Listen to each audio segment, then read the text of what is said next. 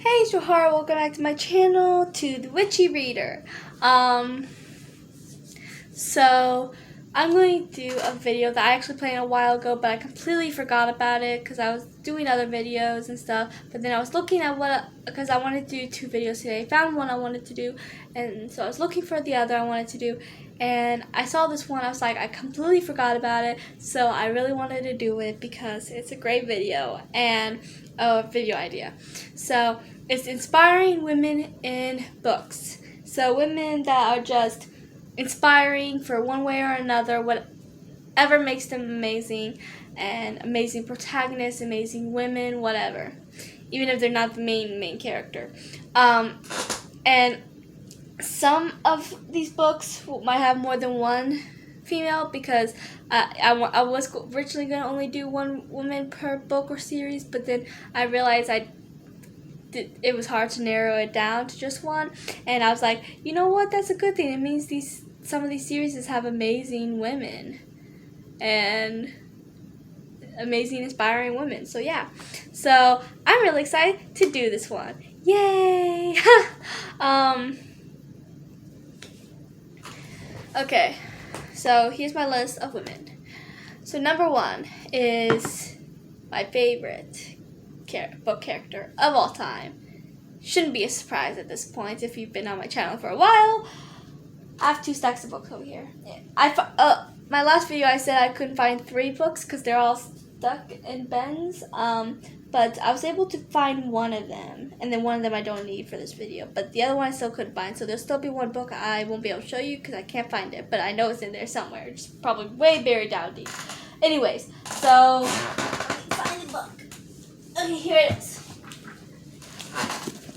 Khalik from Seekers, duh, because Khalik is amazing and she's my favorite book character of all time. So of course she's an amazing female character, and Khalik is inspiring in many ways. She's a natural born leader, and she's completely fierce. If you get on her bad side, she will tear you a new one, but she also has the biggest heart ever. She's so kind and nurturing, and she's definitely a mother figure to Lusa and Udrak.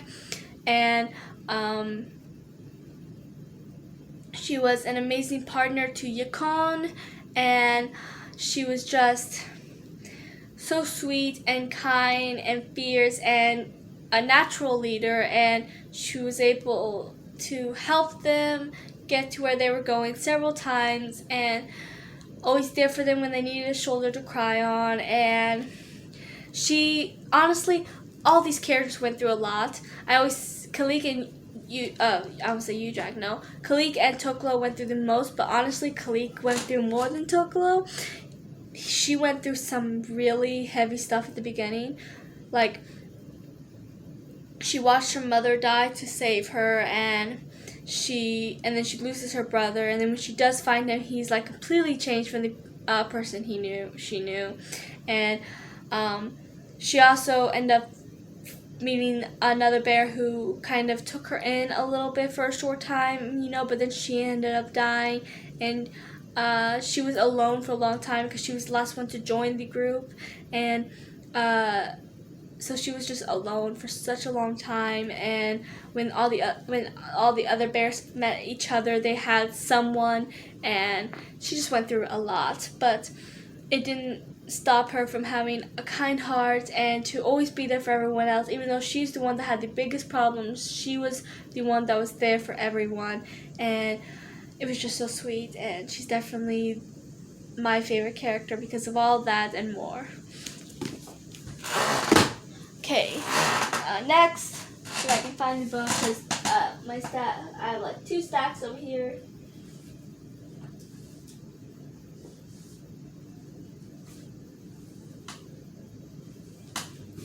So I have 2 characters from this Warrior series. I've only read 13 of the books so far, but I'm going to finish this soon and reread what I already read, since I don't really remember it that much. It was back in high school when I read that much. But I'm finally gonna finish the series, and the first arc, Sandstorm. This is actually the second arc, but I couldn't find the first arc, so I just went with the second arc. But the first arc, Sandstorm, she is strong, and at first I had mixed feelings about her because she seemed a bit mean, but she definitely changed for the better, and she's just really strong, and she doesn't give up, and she will tell you exactly how she feels. She's not afraid to do that, and if you are being stupid, she will bluntly tell you you're stupid. And then in the second arc, you meet Sandstorm and Firestar's two kittens, Squirrelfly and Leafpool. And I chose Leafpool because she is, I'd say Squirrelfly might be a little bit more like her mom, but I still prefer Leafpool because Leafpool is more on the kinder and gentler side. She was training to be a medicine cat, and she's very gentle and sweet and a shoulder to cry on. She's always there for people, and she even ends up saying goodbye to the love of her life in order to do what's right, and because she fell in love. First of all, medicine cats aren't allowed to have mates or kins of their own. Their entire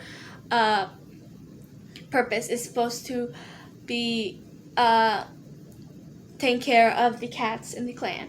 And so not only was she not supposed to fall in love, but she was definitely not supposed to fall in love from a cat from another clan. But she does. But I love the two of them. I ship them so much. Forbidden romance sort of thing. But sadly, they don't end up together. They and it was really sad. She gave him up to save her clan and fight for her clan and be there for her clan, and it was upsetting, like seriously. But she did what she felt like she had to do, and so both of those women are very inspiring. Not everyone can say goodbye to love your life to do what is right, if that makes sense. So this is the one book I do not have out of this list. I think it's the only book I don't have in this list. But that's Ziri Green Apple from Bewitched Na's duology. So Ziri, she's not perfect. None of these women are perfect, but they're aspiring for their traits that aren't always perfect. It's just for little things about who they are. But one thing that does annoy me about Ziri a little bit is the fact that she appeared boy crazy at a few times. Like, she had this huge crush on her neighbor, Ned, and then later on fell in love with his little brother, Brink. I ship the two of them a lot, and Brink is a cinnamon roll. He's a sweetheart. He's one of my top favorite book characters. Read Bewitched Nails just for him, I swear. And Ziri Green Apple, because she's an inspiring woman. But one thing I do love about her is how determined she is. She's not hot-headed or stubborn. She's determined and passionate, which is something I admire in her. I actually relate to her in that sort. I'm not boy crazy, not even a little bit, obviously. I'm a lesbian. But I relate to her in the fact that she's determined and passionate, because so am I.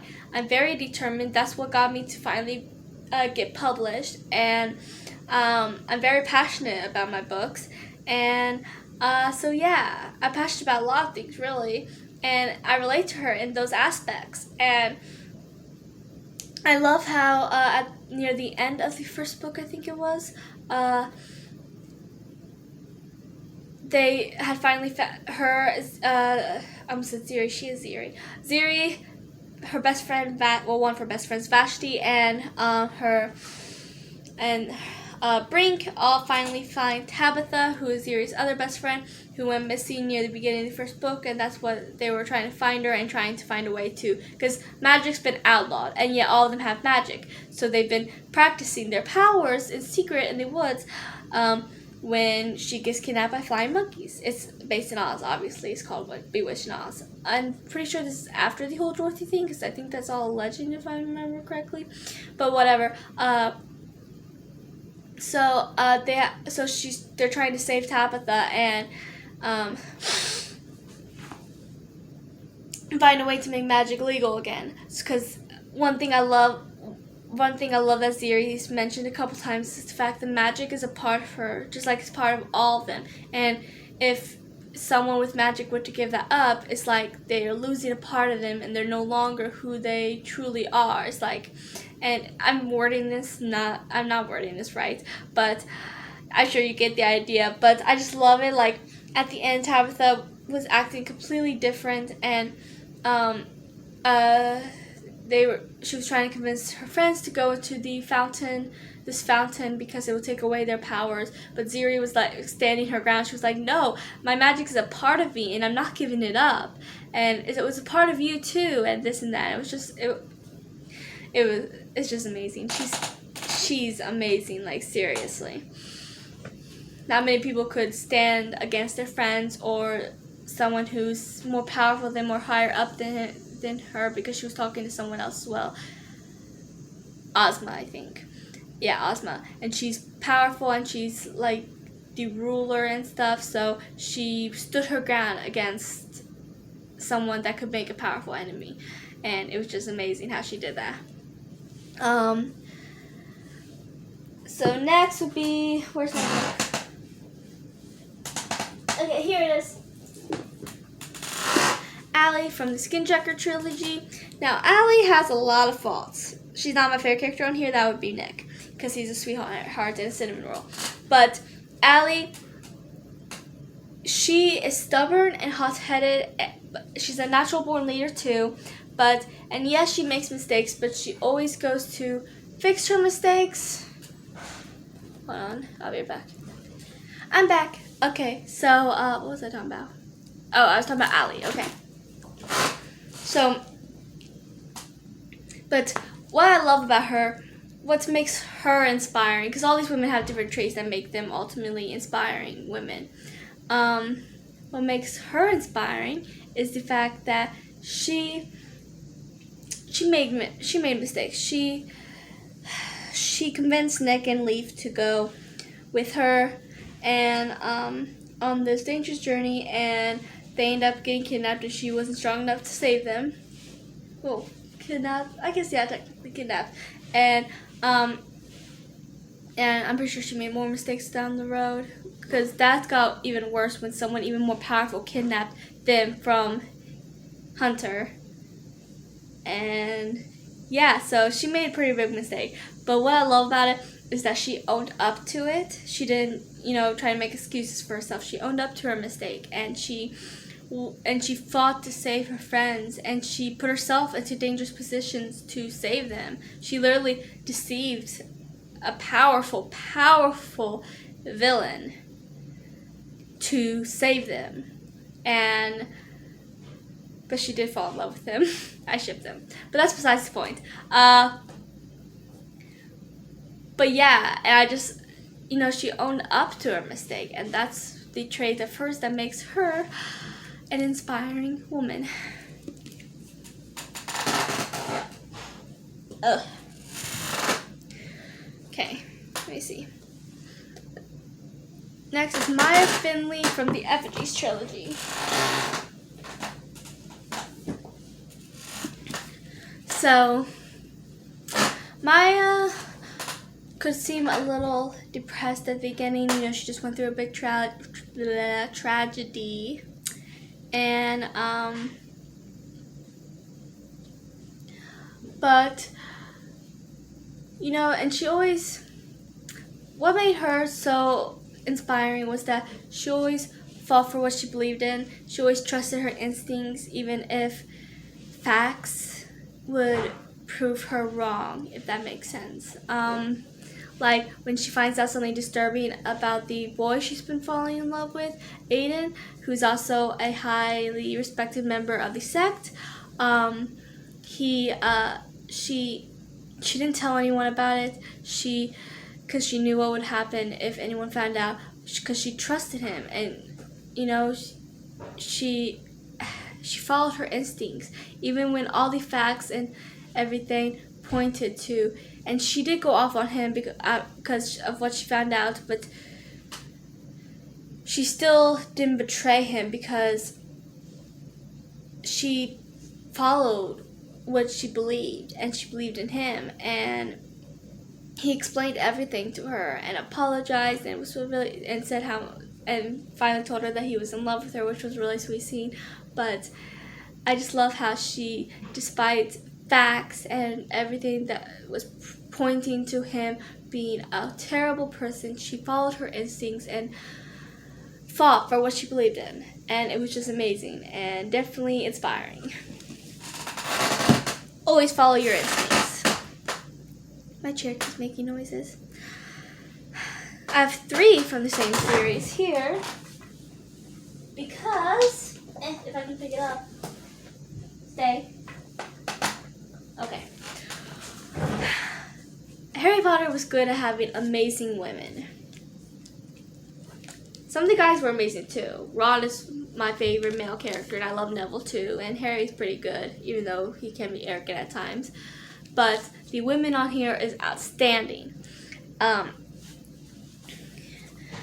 Luna, she is crazy and weird, but she's always herself, which is an amazing, amazing trait, and I love that for her. She, no matter what, she's always herself, and she doesn't care what anyone else thinks. She does her, despite the rumors, despite what people might say to her, about her, behind her back, or to her face. She stays completely 100% herself, which I love, and it's an inspiring trait to have.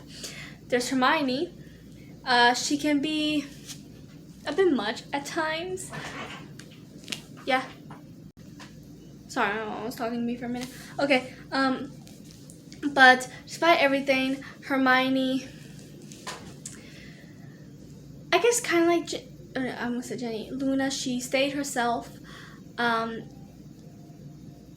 She was smart, and that people can make, teenagers can be mean, and they'll make fun of you for being weird like Luna, but sometimes the cool kids will make fun of you for being smart and nerdy, but she prided herself off of her knowledge and being the smartest witch of her age, and that was just amazing. She knew she was smart, and yeah, maybe she could be a bit arrogant about it sometimes, like she knew it, but she was proud of it, and she didn't pretend to be someone she wasn't just to be liked. I mean, yeah, in the first movie she showed that she was upset, but she wanted people to see her knowledge, not because, yeah, she can be arrogant, but she wasn't trying to be arrogant by showing.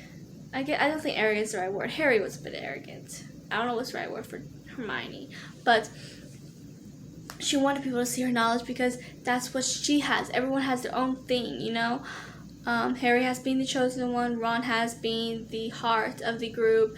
Hermione has her mind, her knowledge, and she wanted to show people that because it's what she has to offer.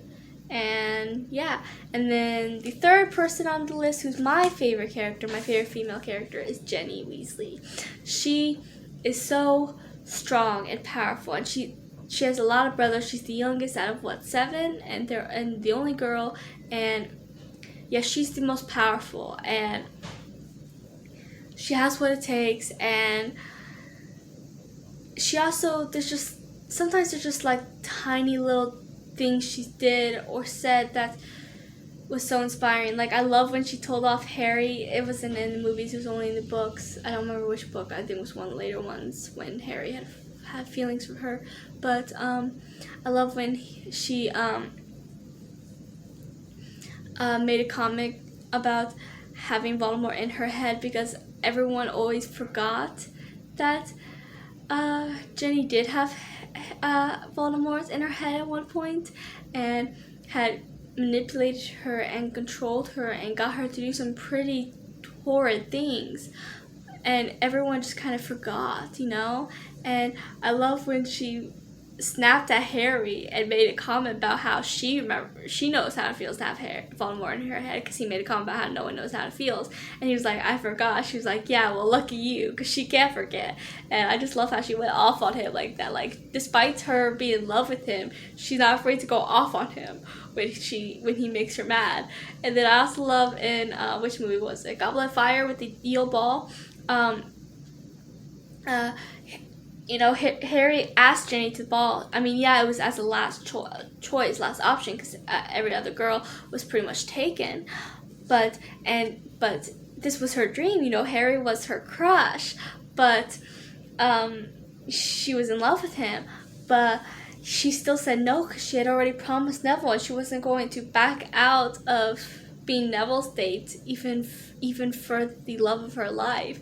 And that's just such a sweet. And it shows what kind of person Jenny is. And so she went with Neville, even though she could have went with Harry, even if it was as his last choice, And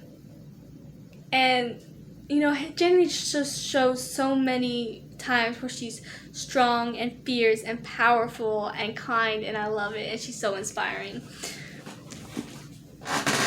Okay, next is...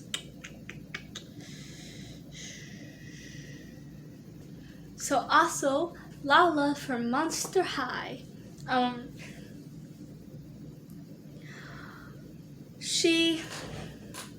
Lala is the daughter of Dracula. And what I love about her in the books and the movies is the fact that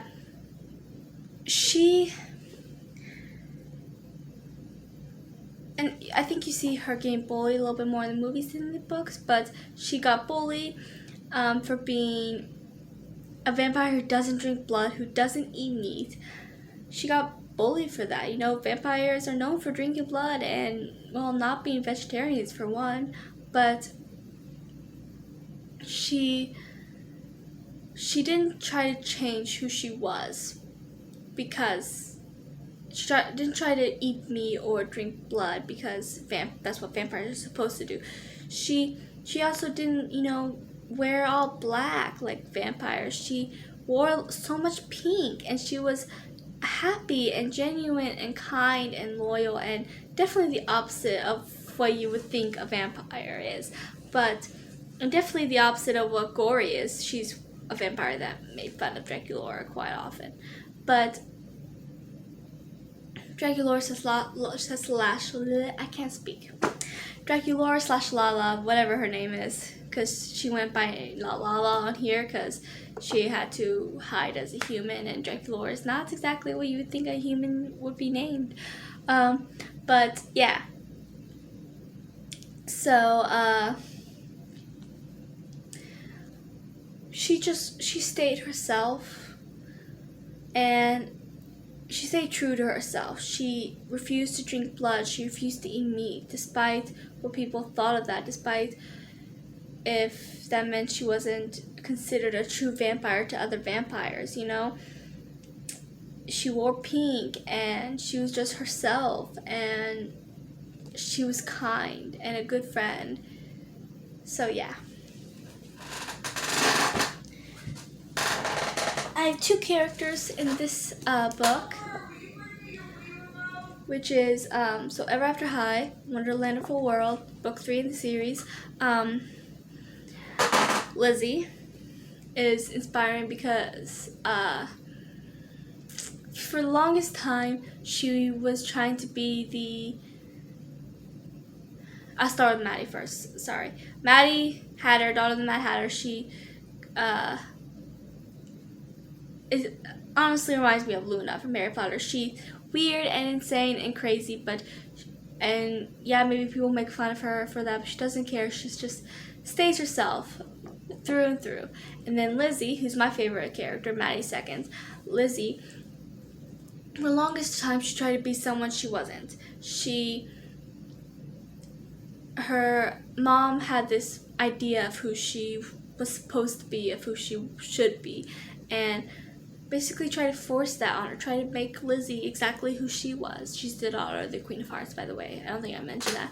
But she And for the longest time, she went with it. She did that. She was trying to be like her mom. But in the show and on here, you get to see her slowly realize that that's not who she wants to be, that she doesn't have to be just like her mom, that she can write her own destiny, her own future, her own fate, whatever you want to call it, her own destiny, whatever it is. She can write her own story, basically. She doesn't have to follow in her mother's footsteps to a T. So you get to watch her realize that and slowly become a better person, become who she was always meant to become, who she always wanted to be but was too afraid to do it. And it's an inspiring journey to watch her finally find herself and realize who she was, and realize that she didn't have to be her mother. And it was just so beautiful. If you can't tell, I love these characters.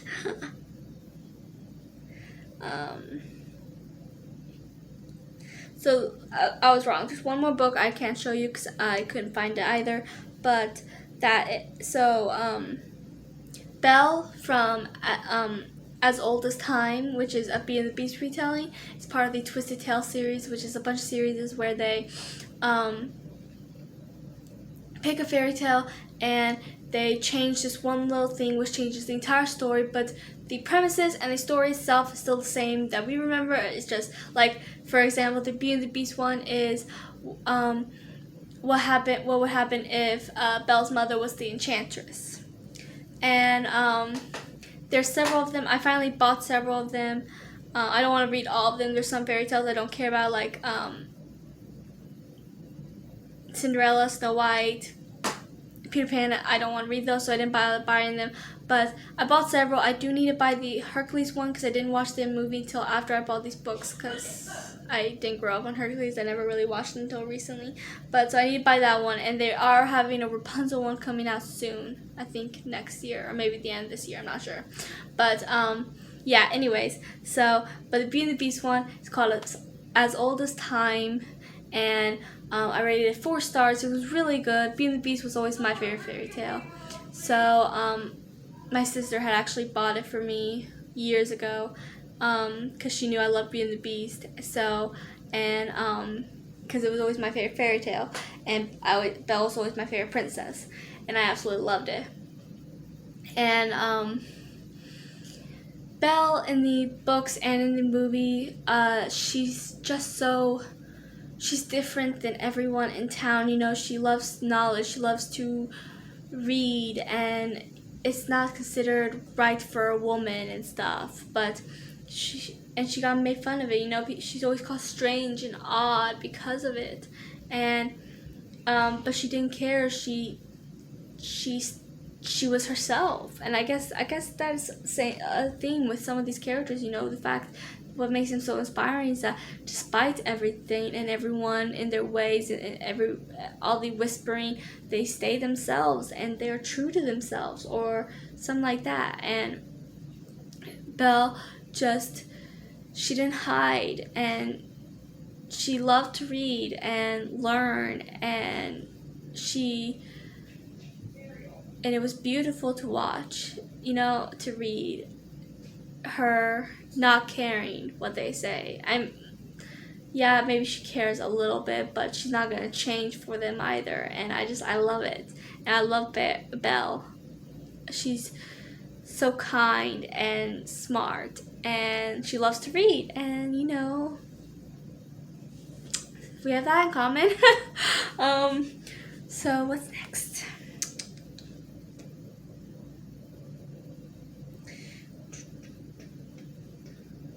Okay, so this is from, ow, my toe again. I'm not smart. Oh, I forgot one. I almost gave her one. So, I'm going to do the one I was about to do, and then I'll do that one.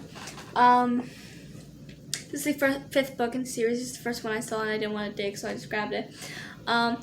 Secrets of the Immortal Necklace of Mel is loosely based off of Harry Potter. It's not like a retelling or anything, but it's kind of like a spin-off just by a different author, because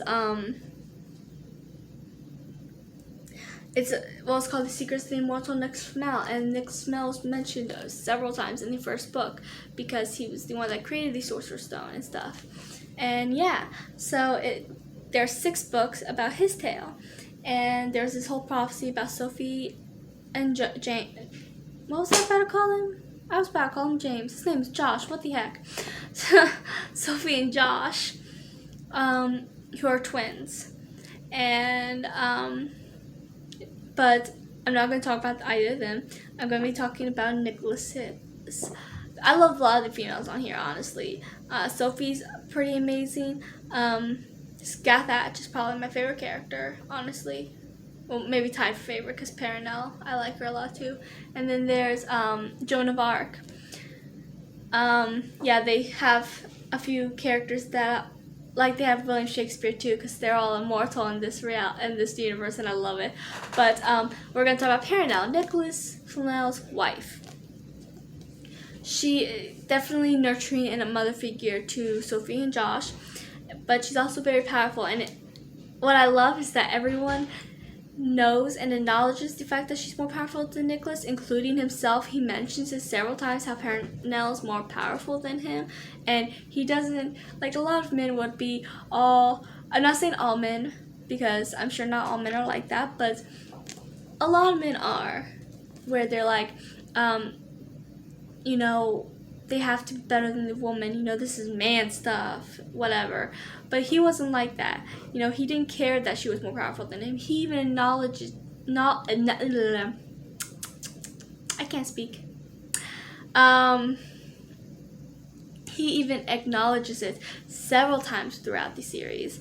And he doesn't say it in a way where he's upset, like, yeah, she's more powerful than me, whatever, or I can't believe she's more powerful than me, or something like that. He says it in a way full of husband pride, and he loves his wife more than anything, and he doesn't care that she's more powerful than him, you know?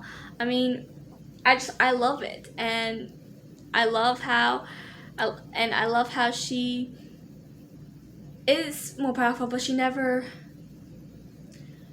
like rubs it in his face. She's never, you know, makes those little snide comments about her being more powerful than him or anything, you know, because he is powerful himself, and she loves him, and I guess that's what makes her inspiring, you know. She's more powerful, but she doesn't, her power doesn't make her arrogant. That's where I was going with that. She's not arrogant over her power, and that's what I love about her. I almost skipped over Rochelle from Monster High Ghoul Friends. Now this is a different Monster High series. Both series are about the same franchise and movies, but different authors, different main characters, different storylines. And this one is about Rochelle, Rebecca, and Venus. And Sai as well, even though he never gets to be on the cover, which he's a cinnamon, he deserves to be. But Sai is actually an OC character, someone that, who's this author? Giddy Danish Fair created. But Rebecca, Rochelle, and Venus were all on the movies. She created her own character as well.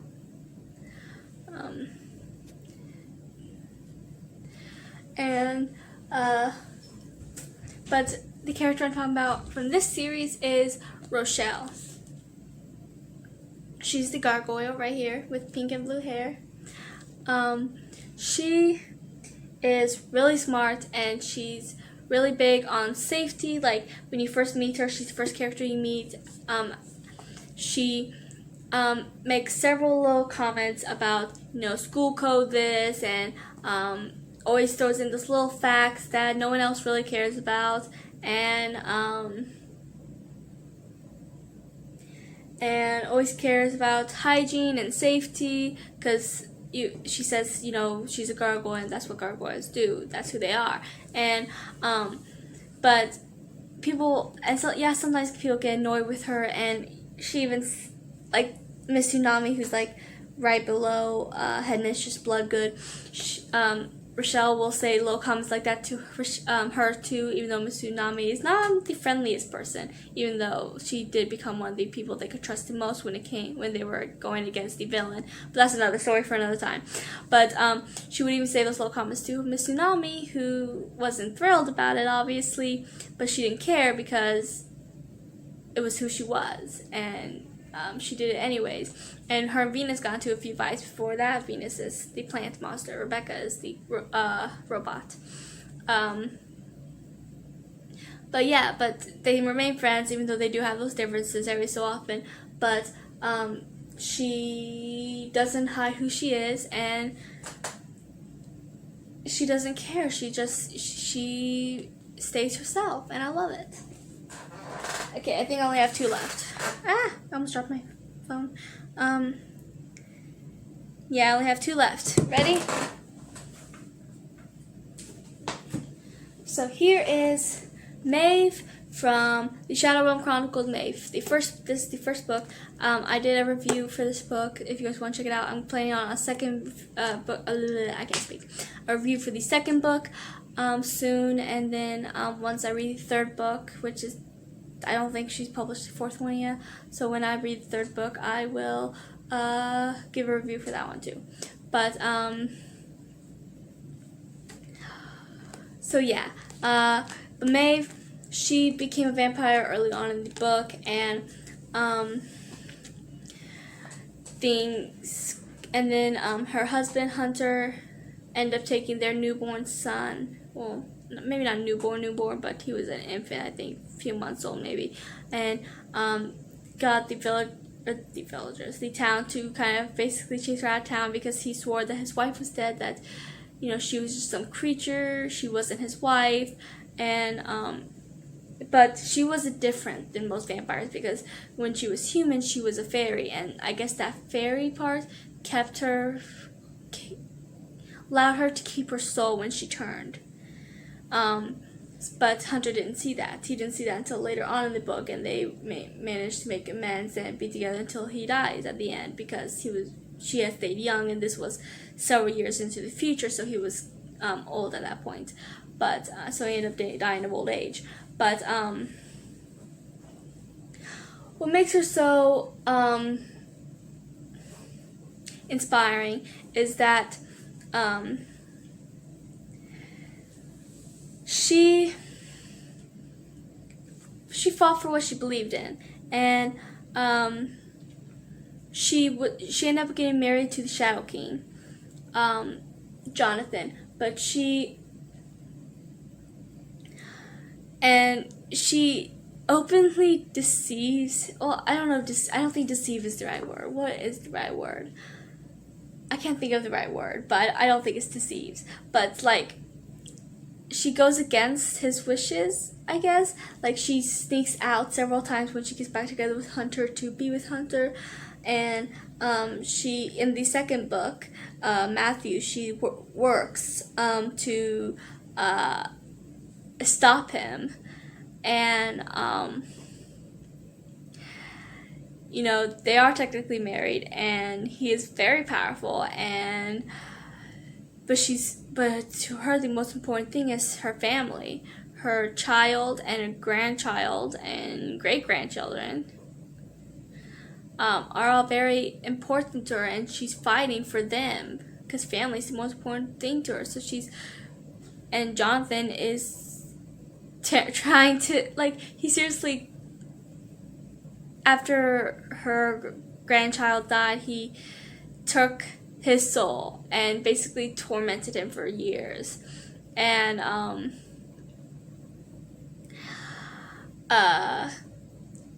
she is just trying to stop him and to save her family because family is the most important thing, right? So I just love how she doesn't give up, and she's fighting for her family even though she could get hurt or killed if Jonathan gets mad enough. I mean, yeah, he loves her, so he keeps saying he's not going to do that, but who knows? Maybe she will turn on him one day and he will have enough and try to kill her. I can see that happening. You know, he has a bit of a temper. So yeah, we don't want that to happen. That's why she's inspiring. You know, she goes against his wishes to fight for her family. She even fights for the town when they didn't really deserve it. And then the last one is I said Maeve again. Nope. Astra from Daughters Ransom. This is book 1 of Shade and Shadow. I finally bought book 2. Haven't read it yet. Plan to soon because it was one of my most anticipated releases. But Astra, she's been through a lot, and she kind of ended the war. She was the one that killed Tyron, I think his name is Tyron, something like that. But she doesn't believe that he's dead, and everyone else is making fun of her, or I don't think they're really making fun of her. They're just downgrading her. At least that's the way I see it. Saying that she's been through a lot and she just needs some help, and because he's not alive. But despite what everyone says, she's going after what she believes. She's fighting for what she believes, and she's following her instincts. Kind of like I said so many characters. I forgot which character I said did that. Oh, that was Maya from Effigy's trilogy. And I guess she kind of reminds me of her because it's true. That's what she's doing. She's working against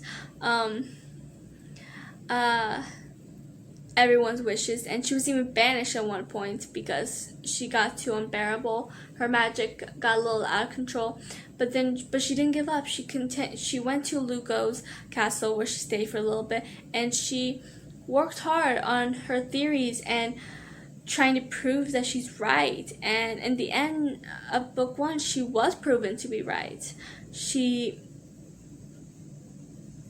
did prove to. I mean, yeah, not everyone sees it yet, not everyone knows that yet, but she did prove that she was right, and I can't wait to see everyone's reactions when they find out that they were wrong, that she was right this entire time. And she never gave up. She followed her instincts and fought for what she believed in, and I loved it. But these are all some amazing, inspiring women, and I'll definitely make a part 2 of this video sometime in the future after I read more books. I'm sure I'll read more inspiring women because those are my favorite books that has the main character is some inspiring protagonist, woman, and a feminist and whatever. But those are my favorite kind of books. So I'm sure I'll read more, so I'll definitely come back at you with a part 2 someday. Eventually, sometime. So please like and subscribe and comment down some of your favorite inspiring women in books. And we'll chat below. And I will talk to you guys later.